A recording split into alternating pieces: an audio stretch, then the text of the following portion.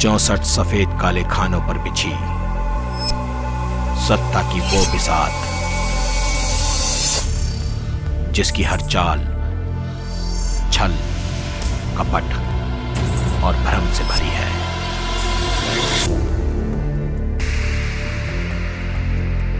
राजनीति।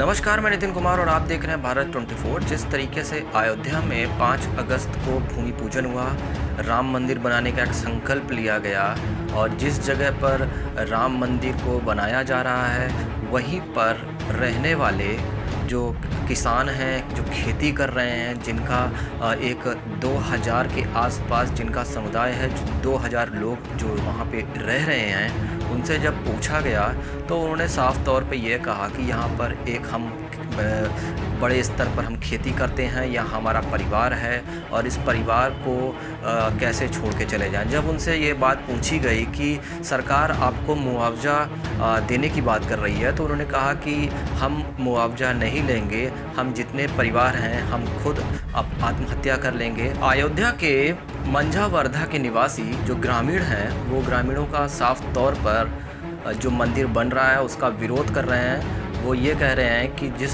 ज़मीन पर मंदिर निर्माण होगा वो उनकी ज़मीन है और उस ज़मीन पर वो बरसों से खेती करते आ रहे हैं। जमीन है, चलिए फसल दिखावे हम। ऐसी फसल है कि हजारों लोग अलग के मन जीते हैं। हाँ, क्या लगता है क्यों ऐसा किया जा रहा है कि अच्छी खासी देना चाहते हैं उनको? भगवान की मूर्ति में लगवाना है, प्रतिमा लगवाना, हम लोग को दुश्मनी नहीं है। खेती ले लें, लगवा लें, लेकिन हमारे लोग का मकान घर नहीं जाना चाहिए। नहीं, हम लोग सारे लोग गांव के मर जाएंगे जिंदा जाकर के सरजू जी मकू। मुआवजे के बारे में कुछ बात हुई है? मुआवजा हम लोग को चाहिए नहीं। हाँ, हमें अपनी घर ढूंढ नहीं देना है। बोला जा नहीं देंगे बहनी, हम जमीन नहीं देंगे। हम छोटे छोटे बच्चे लेके कहाँ जाके बसेंगे?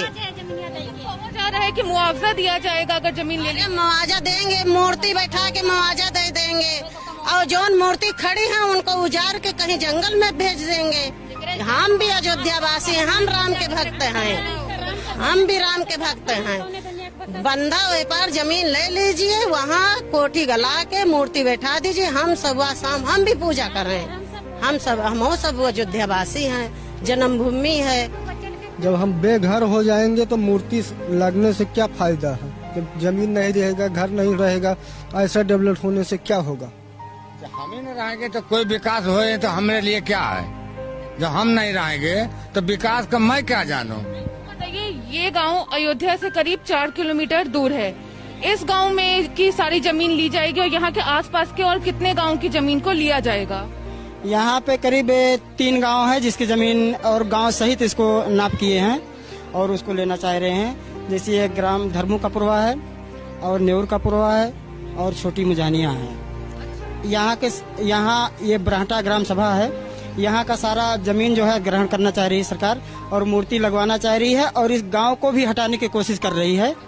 इसको हटा करके उसको पूरा जमीन चाहिए। अच्छा, ये जो गांव है, जिन गांव को बसे बसाए गांव को जो हटाया जा रहा है, इसकी आबादी कितनी होगी? ये तीनों गांव को मिला करके करीब 2000 के लगभग होगा। 2000 लोगों को, यानी कि अपनी जो भूमि है, जो जन्मभूमि है, उसका देना होगा। आए घर नापिन कहीं कि हम बंदोबस्त से आ रहे हैं तो ये हुआ कि चलो नाप लो, कहीं तुम सबको वो कटेगा, आधी कटेगी तो वैसे ले अंदर।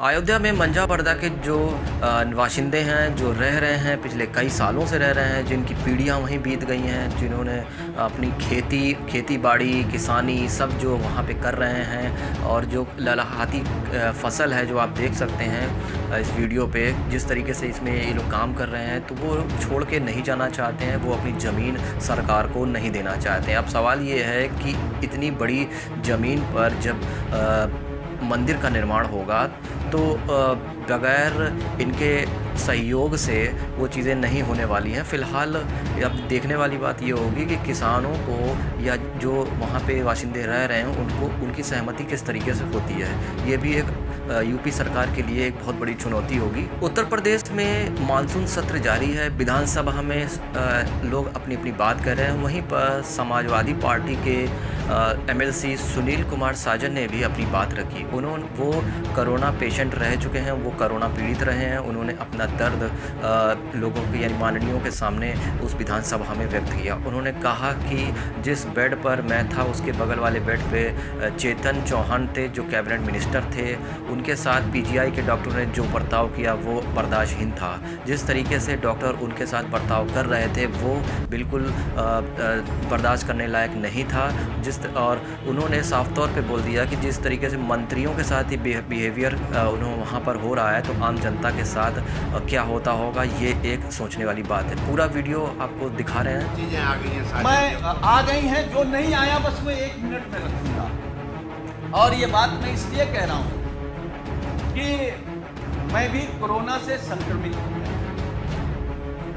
और राजधानी के सबसे अच्छे संस्थान पीजीआई में गया। ये बात मैं नहीं शेयर करना चाहता था, लेकिन मजबूरी है, क्योंकि आप जो आईना दिखाएंगे वो तो चमचमाता हुआ होगा, वहाँ कोई अव्यवस्था नहीं होगी। लेकिन मैं जो देख करके आया हूँ 19 दिन पीजीआई में, मैं वो सच्चाई आपको बताना चाहता हूँ। सदन के माध्यम से उत्तर प्रदेश को बताना चाहता हूँ और सदन के माध्यम से अपने सभी माननीयों को भी बताना चाहता हूँ कि कोई गलत फहमी में न रहे। हम तो ये कहेंगे, भगवान से प्रार्थना करेंगे कि किसी को कोरोना ना हो। हमारे ही बगल में, अब हम लोगों के बीच नहीं है, स्वर्गीय चेतन सिंह चौहान जी, मैं 13 नंबर बेड पर था और वो 14 नंबर पर था। अगर नेता सदन सुनेंगे तो आप भी आश्चर्य रहेंगे। मैं 11 जुलाई को दोपहर में एडमिट हुआ और माननीय मंत्री जी 11 जुलाई की शाम को 5 बजे। और अब मैं जो कहने जा रहा हूं वो दुर्भाग्य है हमारा भी, माननीयों का भी, और जो लोग अस्पताल में भर्ती हो रहे हैं उनका। 8 लोगों का वार्ड, मान लीजिए 8 लोगों का वार्ड, जहां 8 कोरोना संक्रमित लोग होते हैं। डॉक्टरों की, नर्सों की और वहां की टीम आती है तो गेट से ही पूछते हैं कि चेतन कौन है। माननीय मंत्री जी क्योंकि बहुत सरल थे, उन्होंने हाथ खड़ा किया। टीम आती है, उन्होंने कहा चेतन आपको कब हुआ कोरोना? तो उन्होंने अपनी बात बताई। तो फिर एक दूसरा स्टाफ बोलता है चेतन क्या करते हो तुम? वो कुर्ता पैजामा में थे, मैं तो पैंट शर्ट में था। खैर, तो माननीय मंत्री जी ने कहा कि मैं कैबिनेट मंत्री हूं। तो एक स्टाफ ने कहा कि कहां के? उन्होंने कहा उत्तर प्रदेश सरकार। तो मैं सोच रहा था कि ये लोग कैसे इस बदतमीजी से बात कर सकते हैं, लेकिन मुझे ये भरोसा हुआ कि जब माननीय मंत्री जी ने कह दिया कि मैं उत्तर प्रदेश सरकार का कैबिनेट मंत्री हूं, तब शायद वो चेतन जी कहेंगे या थोड़ा आदर करेंगे। लेकिन ये सुनने के बाद भी जब पीजीआई के स्टाफ ने कहा कि चेतन तुम्हारे घर में और कौन कौन संक्रमित है, तो मुझे गुस्सा भी आया, दुख भी हुआ और सरकार पे भी गुस्सा आया। मतलब सरकार का इतना भी दबाव नहीं है भाई। कैबिनेट मंत्री के बाद कौन होता है? मुख्यमंत्री। इसका मतलब उत्तर प्रदेश में केवल योगी आदित्यनाथ जी का सम्मान होगा। अगर शर्मा जी को कोरोना हो गया तो आपके साथ क्या व्यवहार होगा आप सोच नहीं सकते। हम नहीं चाहते, हम तो भगवान से प्रार्थना करेंगे कि आपको नहीं किसी को ना हो। लेकिन उसके बाद मान्यवर, मुझे जब गुस्सा आया, मैं अपना गुस्सा नहीं रोक पाया, तो मैंने डॉक्टर से कहा कि आप जानते हैं कौन है? चलिए आप नहीं प्रभाव में आ रहे हैं कि ये योगी सरकार के कैबिनेट मंत्री हैं, ये वो हैं जो देश के लिए क्रिकेट। तो उस डॉक्टर ने कहा अच्छा ये वो चेतन है, और ये कहते हुए डॉक्टर और स्टाफ पूरा चला गया। वो 2 दिन तक हमारे बगल में, मतलब वो मैं ये कह सकता हूं कि जिस घुटन में थे माननीय शर्मा जी नहीं महसूस कर सकते। और मुझे जो शब्द नहीं कहना चाहिए वो कोरोना से हमको आपको छोड़ के नहीं गए, सरकार की अव्यवस्था से हमको आपको छोड़ करके गए। 64 सफेद काले खानों पर बिछी सत्ता की वो बिसात, जिसकी हर चाल छल, कपट और भ्रम से भरी है।